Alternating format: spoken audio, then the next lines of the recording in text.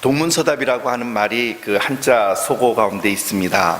무엇인가를 물었는데 그 물음과는 전혀 다른 엉뚱한 대답을 하는 거죠. 그러니까 동쪽을 물었는데 서쪽을 대답해 준다, 이런 뜻이 바로 동문서답이라고 하는 말이죠. 그런데 오늘 우리는 본문 가운데서 예수님께서 어떻게 보면 좀 동문서답을 하고 있는 것이 아닌가라는 생각이 듭니다. 바리새인이요 사내들인 공회원이었던 니고데모가 한밤중에 주님을 찾아와서 이렇게 말을 합니다. 우리 2절 말씀 함께 읽어보도록 합시다. 2절 말씀 시작. 그가 밤에 예수께 와서 이르되 라삐여, 우리가 당신은 하나님께로부터 오신 선생인 줄 아나이다. 하나님이 함께 하시지 아니하시면 당신이 행하시는 이 표적을 아무도 할 수 없음이니이다. 니고데모는 자기가 바라보고 있는 예수님에 대한 어떤 그런 소감, 그리고 또한 예수님에 대한 어떤 칭찬, 이런 것들을 지금 하고 있죠. 하지만 결코 예수님에게 이 고백하고 이 칭찬을 하기 위해서 그가 한밤중에 찾아온 것은 결코 아니었습니다. 사실 니고데모의 마음 가운데에는 다른 무엇인가가 있었는데 그 무엇인가를 꺼내기 전에 먼저 말을 이렇게 빙빙 돌리고 있는 거죠. 우리도 사람들 만나면 그렇지 않습니까? 사람들 만났을 때 처음부터 이렇게 본론을 갖다 이렇게 탁 이야기하지 않죠. 예를 들면 돈이 정말 필요해서 돈을 끌어왔는데 만나자마자 나 돈 100만 원 필요하니까 100만 원만 꿔주세요, 이렇게 결코 얘기 안 하죠. 뭐 자녀는 잘 있습니까? 뭐 요즘 사업은 어떠십니까? 막 이렇게 막 빙빙빙빙 돌리다가 맨 마지막에 근데 혹시 이렇게 이게 나오는 게 이제 진짜 본론이 되는 거죠.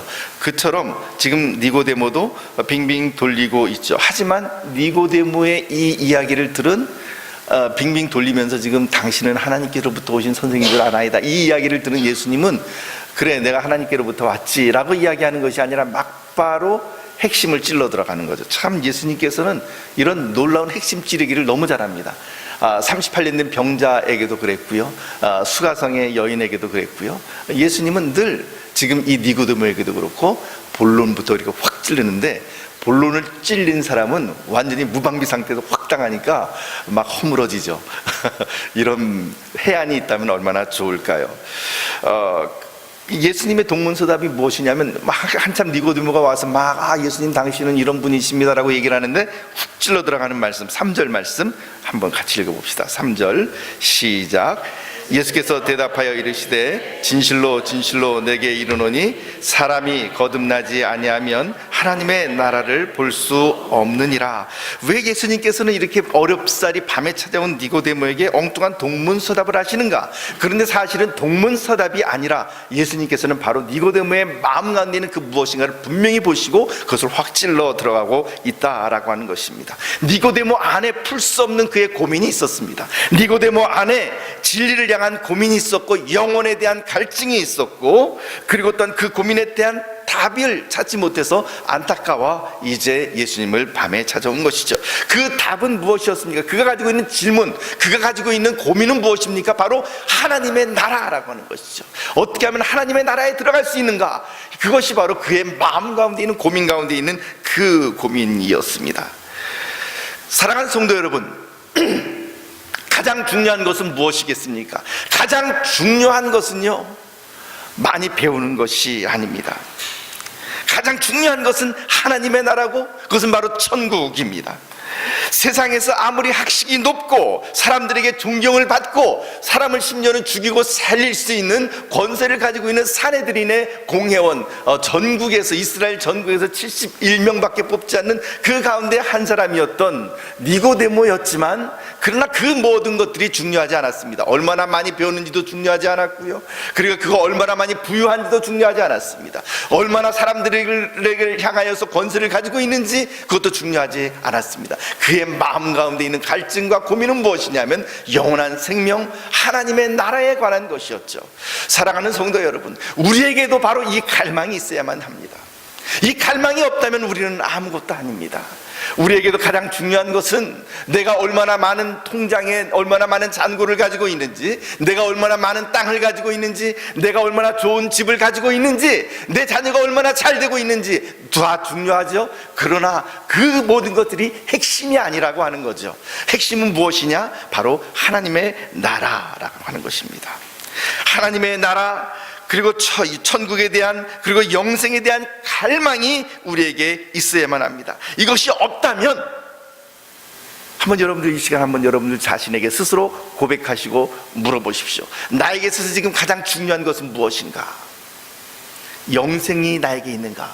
하나님의 나라가 나에게 있는가?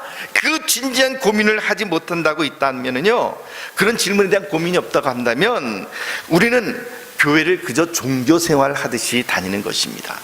교회는 결코 종교 생활이 아닙니다. 종교 생활이라고 하는 것은요, 있어도 좋고 없어도 좋은 것입니다. 인생의 액세서리와도 같은 그런 것이죠. 액세서리 하나 더 달면 멋있고 폼나 보이는, 그렇지만 없어도 살아가는데 전혀 숨쉬고 살아가는데 지장이 없는 그런 것하고 똑같은 것이 되고 만다니까요. 그러나 이제 우리 안에 천국에 대한 갈증과 영생에 대한 갈증, 영원한 생명에 대한 그런 고민과 갈증이 있다고 한다면 이제 그때부터 하나님의 나라는 이제 우리들 앞에 펼쳐지게 되는 것입니다. 그 열정과 갈망이 있는 자만이 하나님의 나라에 들어갈 수 있는 것이죠.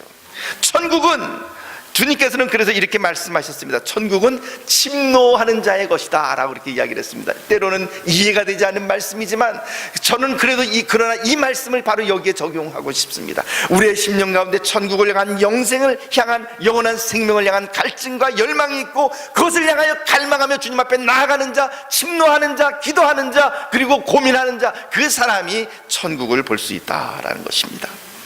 천국에 대한 니고데모의 갈망을 하시고, 우리 주님께서는 아주 돌직구를 날립니다. 요즘 직접적으로 확 들어오는 걸 돌직구를 날린다 그러죠. 돌직구를 날리죠.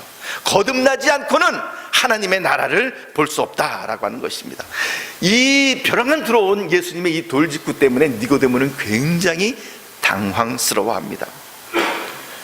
왜냐하면 그가 지금까지 공부하면서 지금까지 살아왔던 그 유대교의 모든 전통 가운데서 거듭난다 라고 하는 이런 표현은 결코 들어보지도 못했고 알지도 못하는 혁신적인 말씀을 주님께서 하셨기 때문에 그렇습니다. 그 말씀을 듣고 니고데모는 이렇게 다시 질문합니다. 4절 말씀 우리 같이 읽어봅시다. 시작. 니고데모가 이르되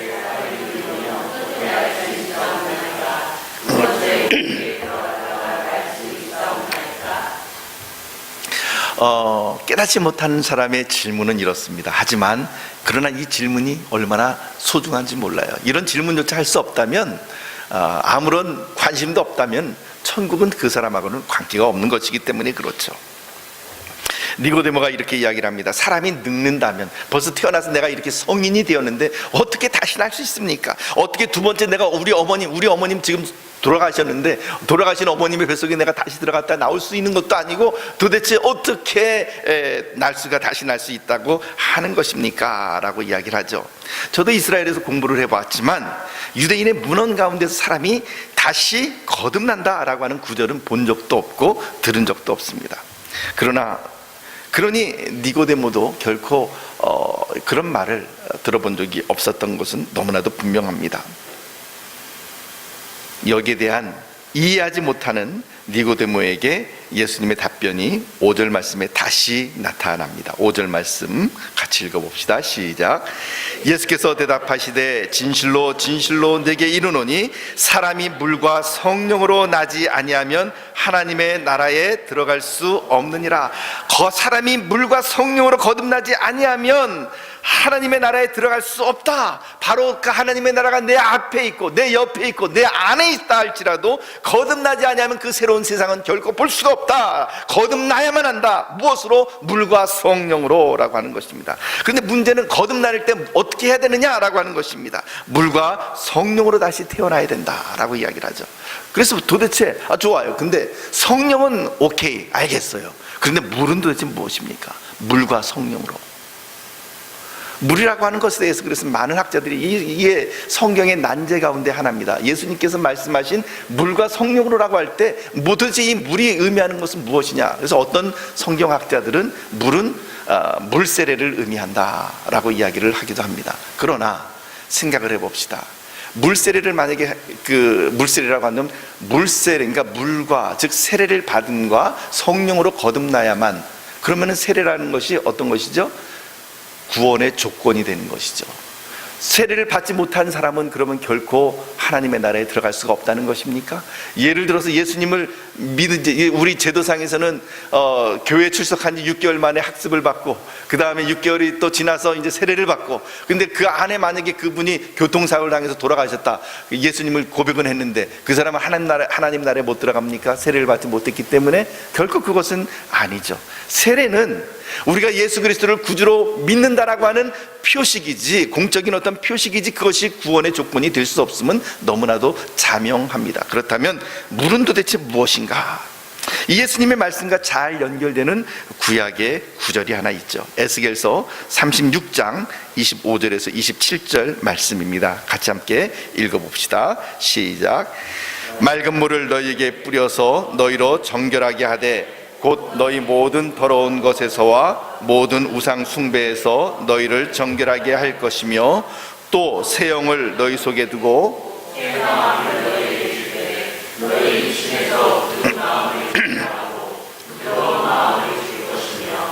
또 내 영을 너희 속에 두어 너희로 내 율례를 행하게 하리니 너희가 내 규례를 지켜 행할지라. 아멘. 이 에스겔서의 말씀은 바벨론의 포로로 끌려간 이스라엘 백성들이 마지막 종말에, 그러니까 마지막 종말론적인 그런 구원에 있어서 이 세상의 마지막에 그들이 어떻게 구원을 받을 것인가 라고 하는 것을 우리들에게 이야기해 주고 있는 것이죠. 여기에 이 말씀을 보면 물은 바벨론의 포로로 끌려간 이스라엘 백성들을 정결케 합니다. 그들을 모든 더러운 곳에서와 그리고 또한 우상 숭배에서 그들을 정결케 해줍니다. 그리고는 물만 나오는 것이 아니라 그 다음 구절에 이어서 하나님께서 새 영을, 즉 하나님의 영을 그들에게 주어 굳은 마음을 제거하고 율례를 행할 수 있게 해줄 것이다 라고 말씀을 하고 있는 것이죠.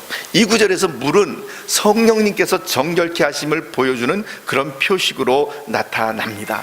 그렇다면 예수님께서 말씀하신, 아마도 어쩌면 예수님께서 물과 성령으로라고 할 때 이 에스겔서의 말씀을 염두에 두고 말씀하셨을 수도 있겠습니다. 그렇다면 물과 성령은 따로따로 별개로 보는 것이 아니라 물 곧 성령으로, 즉 성령님의 정결케 하시는 어떤 그런 역사, 사역, 그것으로 봐야 될 것이 아닌가라는 생각을 하는 거죠.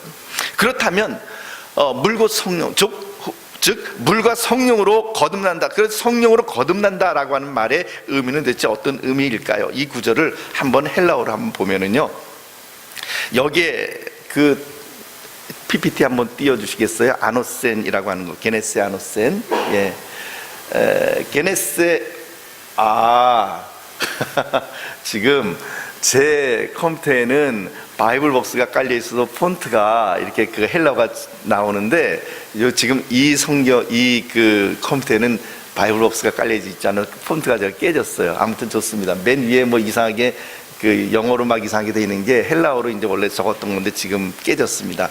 이 부분은 뭐냐면 게네세 아노센이라고 하는 바로 이 부분이에요. 성령으로 거듭난다 할 때 거듭난다라고 하는 말이죠.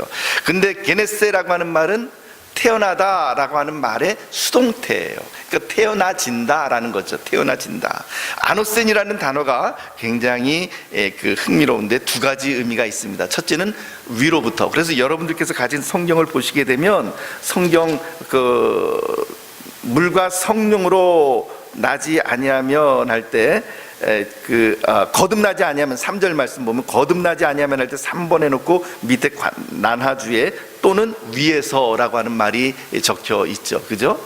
예. 그처럼 아노센이라고 하는 단어에는 두 가지가 있어요. 위로부터, from the above, 위로부터. 그 다음에 두 번째는 again, 다시라고 하는 뜻을 가지고 있죠. 그러니까 이 아노센이라고 하는 단어를 해석하면 두 가지로 해석할 수가 있는 겁니다. 첫째는 위로부터, 게네세 아노센이라는 말은 위로부터 태어나지다. 두 번째 의미는 다시 태어나지다. 무엇이 옳습니까? 근데 제가 가만히 생각해 보니까 둘 다가 너무나도 잘 맞아요. 그래서 저는 이 둘을 갖다 합쳐서 이렇게 말씀드리고 싶습니다. 위로부터 다시 태어나지다 라고 이렇게 말씀드리고 싶습니다. 태어나지다라고 하는 이 수동적인 의미는 무엇이겠습니까?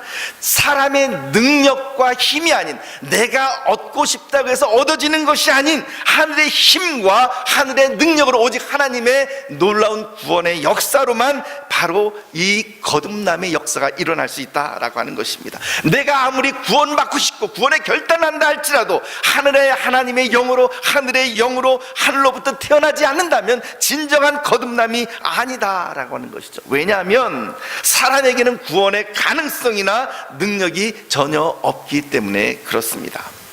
여러분, 다시 태어난다라고 하는 말을 한번 좀 생각을 해봅시다. 우선 아기가 잉태돼서 그 다음에 출산할 때까지의 과정을 한번 봅시다. 아기가 어머니의 뱃속에서 잉태됩니다. 그리고 무럭무럭 10달 동안 자라죠. 그 아기가 느끼는 세상은 어떤 세상입니까? 아이에게, 물론 지각 능력이 그 아이에게 아직 없겠지만, 그 아이가 만약에 지각 능력이 있다 치고 그 아이에게 물어봅시다. 세상은 어떻니? 그 아이가 뭐라고 얘기를 할까요? 세상은요 너무 좁아요. 세상은요 너무 캄캄해요. 세상은요 왜 이렇게 축축한지 모르겠어요. 엄마 뱃속에 양수가 가득 차 있어가지고 둥둥 떠다니는데 세상은 이래요. 이렇게 이야기를 하지 않겠습니까? 그러나 정말 세상이 그럴까요? 바로 어머니의 피부 바깥에는 또 다른 세상이 있기 때문에 그렇죠. 그러다가 아이가 세상 바깥으로 태어납니다. 온 세상이 빛으로 충만합니다. 이제 축축하지도 않습니다. 따뜻한 햇빛과 신선한 먼지가 아니라 요즘 미세먼지 때문에 아주 노이로제 걸려서 신선한 공기를 호흡하면서 그 넓은 세상을 자기 눈으로 보게 되는 거죠. 그것이 바로 신세계입니다. 아이에게는 그 새로운 세상은 분명히 존재했지만 엄마 뱃속이 아니라 엄마 바깥에 그 새로운 세상이 존재하고 있었지만, 그러나 엄마 뱃속에서는 결코 알 수도 없고 느낄 수도 없는 신세계였죠. 여러분, 하나님의 나라도 그렇죠. 그와 같다고 생각을 하지 않습니까? 하나님의 나라는 분명히 존재합니다. 천국과 지옥은 분명히 존재합니다. 그런데 이처럼 하나님의 나라에 우리가 새로 태어나지게 되면, 위로부터 능력을 받아서 우리가 새로 born again, 새로 태어나게 되면 어떤 일이 일어날까요? 우리가 알 수도 없는, 우리가 상상할 수도 없는, 엄마 뱃속에서는 결코 아이가 느낄 수 없었던 것처럼 이 땅에서 살아가면서 우리가 결코 느낄 수 없고 우리가 결코 알 수 없고 맛볼 수 없는 놀라운 세계가, 놀라운 신세계가 우리 앞에 펼쳐지게 된다라고 하는 것입니다. 인간은 육이기 때문에 이 생명의 영을 스스로 얻을 수가 없습니다. 반드시 하늘로부터 하나님의 영으로, 즉 성령을 덧입을 때만 하늘의 것을 볼 수 있고 하나님의 나라에 다시 태어날 수 있는 것이죠.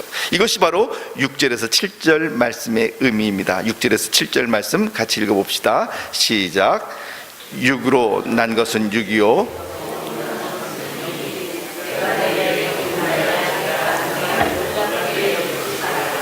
육으로 난 것은 육이고 영으로 난 것은 영이다. 이 말의 의미는 무슨 말이냐면요, 육체로는 육체밖에 알 수가 없다라고 하는 것입니다. 육체를 가진 자가 낳게 되면 육체를 가진 아이를 낳는 것이지 영적인 것을 낳는 것이 결코 아니다라는 것입니다. 육으로는 영을 알 수도 없고 볼 수도 없습니다. 우리가 육의 삶을 살아간다고 한다면 결코 하나님의 나라를 볼 수도 없고 영의 삶을 알 수도 없는 것이죠. 이런 예수님의 가르침에도 불구하고 니고데모는 여전히 혼돈 속에 쌓여 있습니다. 물과 성령으로 거듭난다, 물과 성령으로 위로부터 태어나진다라고 하는 말의 의미가 무엇인지 니고데모는 결코 알 수가 없는 것이죠.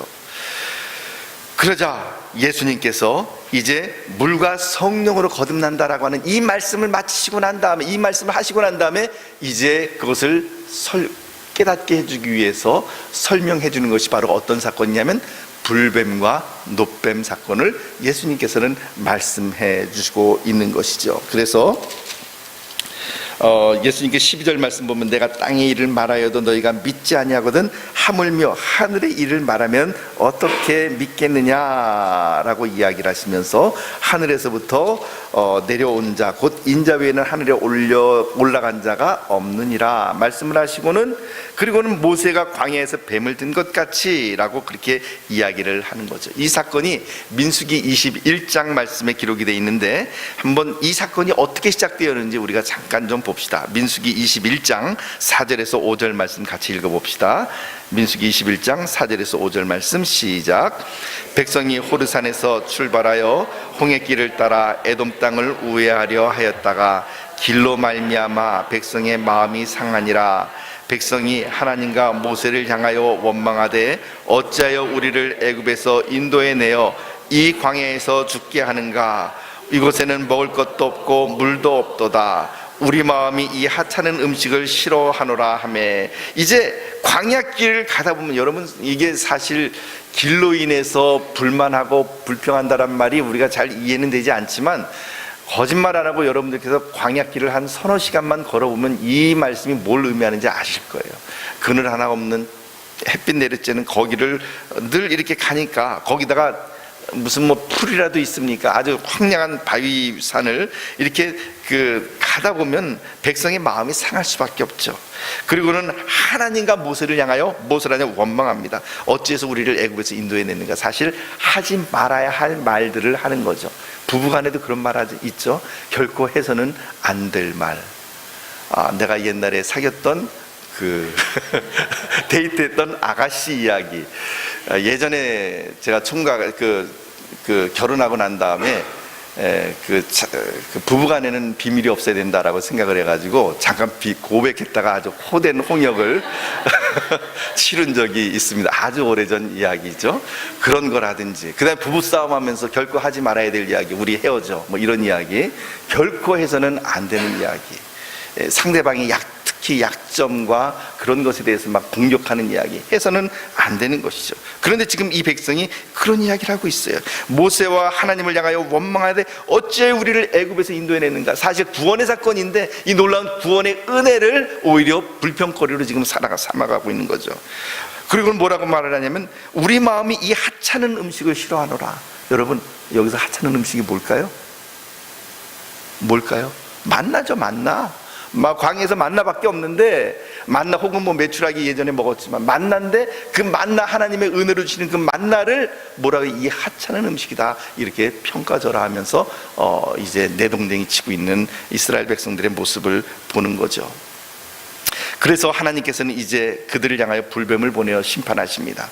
불뱀에 물려 죽는 사람들이 무수히 많았고 죽어가고 있는 사람들이 부지기수였죠. 이에 광야에서 이제 불뱀에 물렸던 이스라엘 백성들이 모세를 찾아서 허겁지겁 이제 무릎 꿇고 이제 다시 한번 간청을 합니다. 우리가 잘못했으니 하나님께 기도해달라, 우리를 고쳐달라라고 이야기를 하는 것이죠. 기도하는 모세에게 하나님께서 주신 치유법이 있었습니다. 그것은 바로 무엇이었죠? 여러분들 잘 아시죠? 무엇입니까? 놋뱀을 만들어서 장대 위에 높이 매달아라. 누구든지 그 놋뱀을 보는 자마다, 장대 위에 매달린 놋뱀을 보는 자마다 나음을 얻게 될 것이다 라고 이야기를 하고 있습니다. 그 말씀대로 장대 위에 놋뱀을 바라본 사람은 살았고 무시한 사람은 죽게 되죠. 자, 한번 느보산에 보면은요, 이 모세가 만들었던 그 놋뱀을, 물론 모세가 이렇게 만들었지는 않았겠지만, 그러나 이제 그 모세 놋뱀을 본따서 만든 이제 그 형상이 하나 있죠. 한번 사진을 잠깐 좀 띄워봐 주실래요? 느보산에 있는, 요르단의 느보산에 있는 이제 그 모세의 놋뱀이죠. 여러분, 이 놋뱀의 형상을 보니까 뭘 닮은 것 같아요?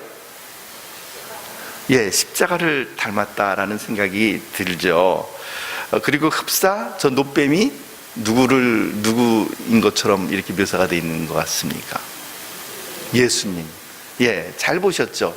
바로 놋뱀의 형상이 예수님의 형상이다라고 이것을 보면서 어떻게 우리의 마음 가운데 느껴지는데, 바로 장대 위의 놋뱀이란 십자가 위에 못 박힌 예수 그리스도를 상징적으로 우리들에게 보여주고 있습니다. 그렇다면 장대는 십자가를 상징하는 것이겠죠. 누구든지 그 놋뱀을 보는 자마다 살 것이다 라는 이 말씀, 민수기의 이 사건을 이제 예수님께서는 요한복음 3장 말씀 가운데 이렇게 가져오고 있습니다. 3장 14절에서 15절 말씀, 14절에서 15절 말씀 우리 같이 한번 읽어봅시다. 시작. 모세가 광야에서 뱀을 든 것 같이 인자도 들려야 하리니 이는 그를 믿는 자마다 영생을 얻게 하려 하심이니라. 이거는 제가 해석한 게 아니고요, 어떤 분들은 어떻게 뱀을 예수님에게 상징적으로 비교할 수 있느냐, 이렇게 마음에 속상한 사람들이 계시다고 한다면 제 이야기가 아니라 예수님께서 풀어주신 것이에요. 예수님께서 친히 모세가 뱀을 든 것처럼 인자도 들려야 되겠다. 즉 무슨 말이에요? 뱀은 무엇을 상징하는 거라고요? 인자, 즉 예수 그리스도를 상징하는 것이라고 예수님께서 말씀을 해 주셨습니다. 사랑하는 성도 여러분, 이제 예수님께서 물과 성령으로 거듭나야 되겠다라고 하는 말을 하시면서, 그런 자만이 하나님의 나라를 볼 수 있다라고 말을 하면서, 그 다음에 그것이 이해가 되지 않는 니고데모에게 그 다음에 가지고 온 설명이 뭐예요?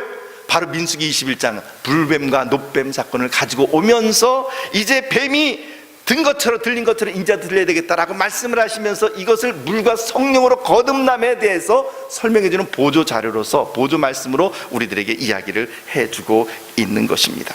예수님께서 이 땅에 육신을 입고 오신 이유가 무엇인가? 왜 하나님의 말씀이신 예수님께서 이 땅에 오셨는가? 육신을 입으신 예수님께서 뱀이 장대 위에 들림같이 십자가에 들리기 위하여, 십자가에서 죽임당하기 위하여 이 땅에 오셨다라고 주님께서는 말씀을 하고 있는 것이죠. 그리고는 뭐라고 말씀하십니까? 이는 그를 믿는 자마다 영생을 얻게 하려 하심이라. 노뱀을 본 자마다 살아난 것처럼 십자가 위에 달린 예수 그리스도를 바라보는 자마다 영생을 얻게 될 것이다 라고 말씀을 하고 있는 것이죠.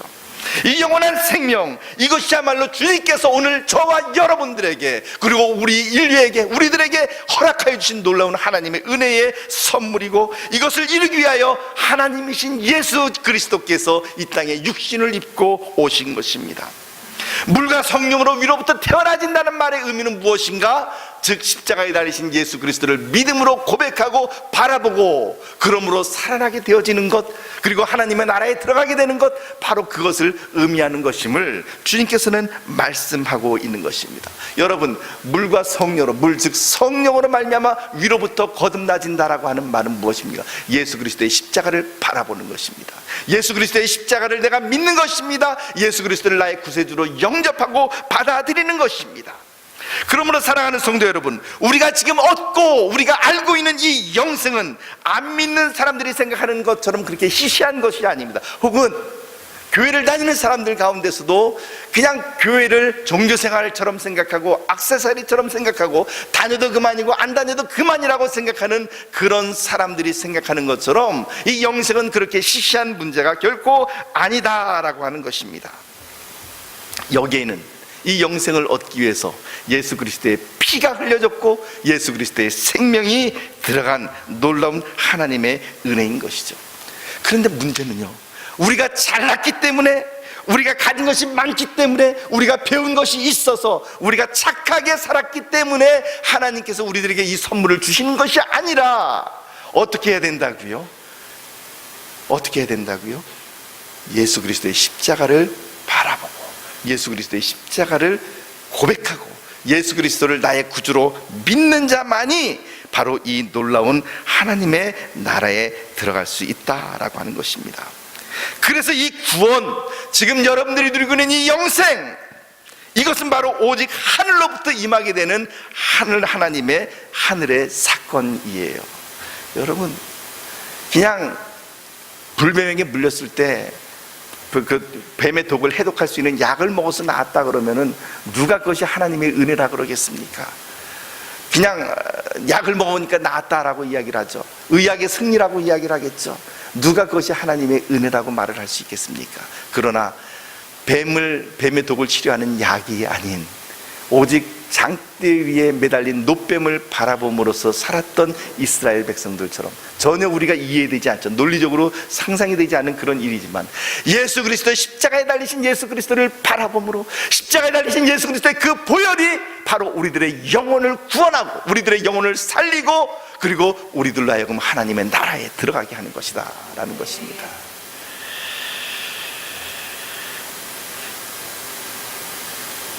내 힘으로 되는 것이 아닙니다. 이 사건에서 구원받고 생명을 얻을 수 있는 유일한 조건이 불뱀과 노뱀 사건에서 있다고 한다면 딱 하나, 인간이 할 수 있는, 인간이 결단할 수 있는 것은 딱 하나입니다. 무엇이냐면 자기의 눈을 들어서 노뱀을 쳐다보는 것. 그것조차도 하지 않는 사람들은 어떻게 됐을까요? 노뱀 쳐다본다고 낫겠어? 난 안 볼 거야. 그런 사람들은 어떻게 됐을까요? 다 죽었겠죠. 마찬가지죠. 우리가 예수 그리스도를 믿음으로 말미암아 구원을 얻음에 있어서 나의 선행이나 나의 능력이나 그리고 내가 가진 재산이나 혹은 내가 섬겼던 어떤 봉사나 헌금이나 그런 것이 우리를 구원하는 것이 아니라 오로지 예수 그리스도의 보혈이 우리를 구원하지만, 그러나 중요한 것은 무엇입니까? 그 가운데 딱 하나, 너의 의지로 십자가를 바라보라는 것입니다.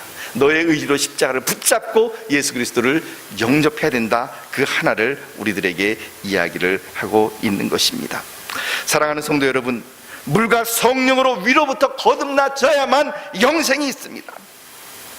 달리 말하면 노뱀을 바라보는 모든 사람이 그 뱀의 독에서부터 해방되어서 살아났던 것처럼 십자가에 달리신 예수 그리스도를 바라보는 모든 사람은 죽음의 권세에서 생명의 나라로 옮겨가게 된다라고 하는 것입니다. 성경 고린도전서 9장 25절 말씀 우리 같이 한번 읽어봅시다. 성경 고린도전서 9장 25절 말씀 같이 읽어봅시다. 시작. 이기기를 다투는 자마다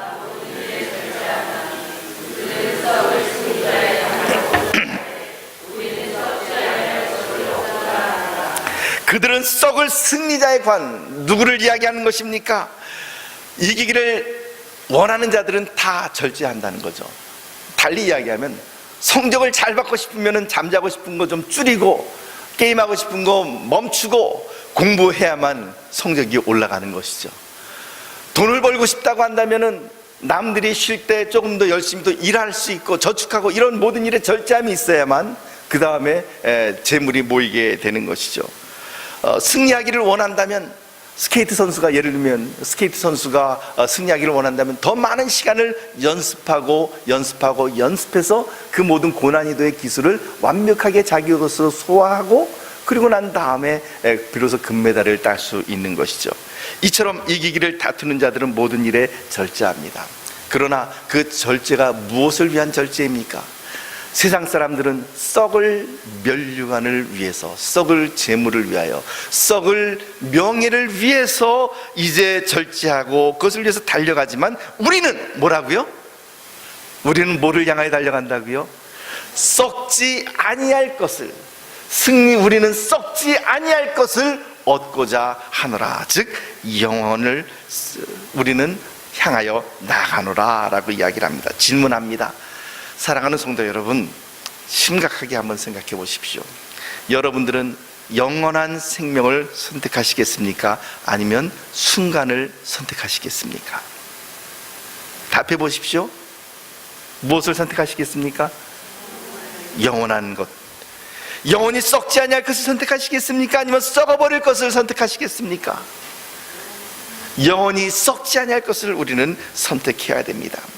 영생이 있는 사람들은요, 시시하게 이 세상의 것들 때문에 목숨 걸지 않습니다. 사소한 일에 목숨 걸지 않죠.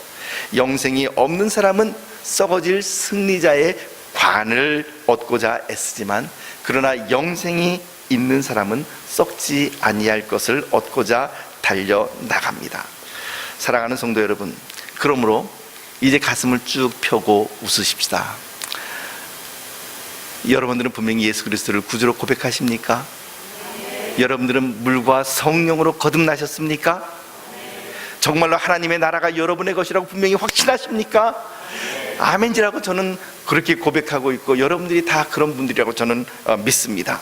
사랑하는 성도 여러분, 그렇다면 이제 우리가 해야 될 일은 어떻게 해야 될까? 가슴을 쭉 펴고 웃는 것입니다. 때로 세상은 우리를 아프게 합니다.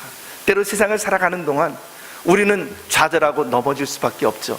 누군가 우리들에게 손가락질을 할 수도 있습니다. 때로는 물질적으로 고난을 당할 수도 있습니다. 우리의 자녀 때문에 마음 아파할 수도 있습니다. 그러나 사랑하는 성도 여러분, 세상이 우리를 아프게 하지만 우리에게는 무엇이 있습니까? 예수님이 있죠. 또 우리에게 무엇이 있습니까? 영생이 있습니다. 영생이 있어요. 우리 옆에 있는 분들과 한번 인사 나눕시다. 당신은 영원한 생명을 가졌습니다. 또 이렇게 인사합시다. 나도 영원한 생명을 가졌습니다. 할렐루야. 이것이 바로 우리의 고백입니다. 이것 때문에 우리는 웃을 수 있는 거예요. 이것 때문에 우리는 당당할 수 있는 것이죠. 이것 때문에 우리는 세상을 승리할 수 있는 것입니다. 세상을 승리할 수 있는 것은 우리가 많이 배워서가 아니라, 우리에게 재물이 많아서가 아니라, 우리의 몸이 건강해서가 아니고, 우리에게 영생이 있기 때문에 우리는 이길 수 있는 거예요. 사랑하는 성도 여러분, 영생이 있는 사람은 결코 시시한 것에 목숨 걸지 않습니다. 조금 손해보면서 살아도 괜찮아요. 마지막으로 우리 요한 1서 5장 11절에서 13절 말씀 우리 함께 읽으며 우리 안에 영생이 있음을 확신하시기를 축복드립니다. 요한 1서 5장 11절에서 13절 말씀 같이 읽어봅시다. 시작. 또 증거는 이것이니 하나님이 우리에게 영생을 주신 것과 이 생명이 그의 아들 안에 있는 그것이니라. 아들이 있는 자에게는 생명이 있고 하나님의 아들이 없는 자에게는 생명이 없느니라.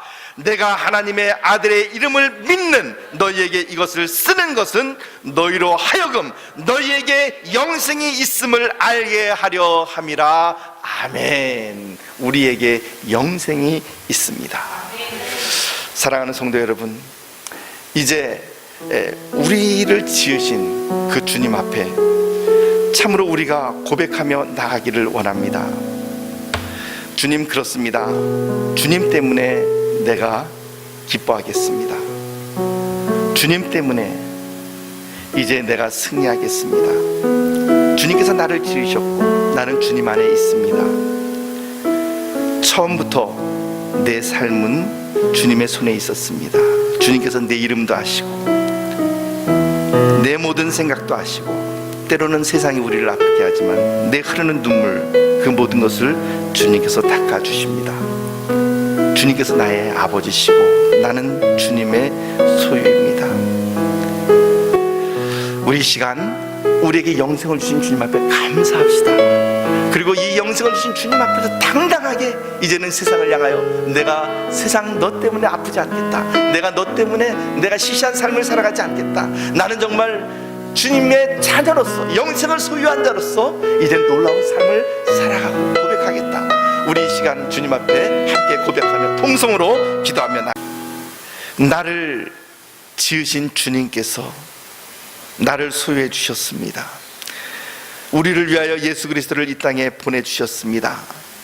광야에서 노뱀이 들림같이 골고다 언덕에서 예수 그리스도께서 십자가 위에 들리심을 받으셨습니다. 주님, 이제 그 십자가를 바라보고 그 십자가의 보혈을 바라보고 우리 주 예수 그리스도를 바라봄으로 이제 주님을 나의 구주로 고백하고 분명히 고백함으로 하나님의 영원한 생명이 우리 안에 들어와 있음을, 이미 우리가 영생을 얻은 자들임을 주님 앞에 고백하며 담대하게 나아갑니다. 이 땅을 살아가는 동안 시시하게 살아가지 않게 하여 주시옵시고, 가슴을 펴고 허리를 펴고 때로는 울음이 나지만 울음 가운데서도 주님 앞에 예수님 때문에 웃을 수 있는 자들이 되게 하시고, 불평이 많을 수밖에 없는 상황이지만 예수님 때문에 감사하게 하시고 영생을 얻은 자로서 감사하게 살아가는 놀라운 주의 은혜가 우리들 가운데 있게 하여 주시옵소서. 예수님의 이름으로 기도하옵나이다. 아멘.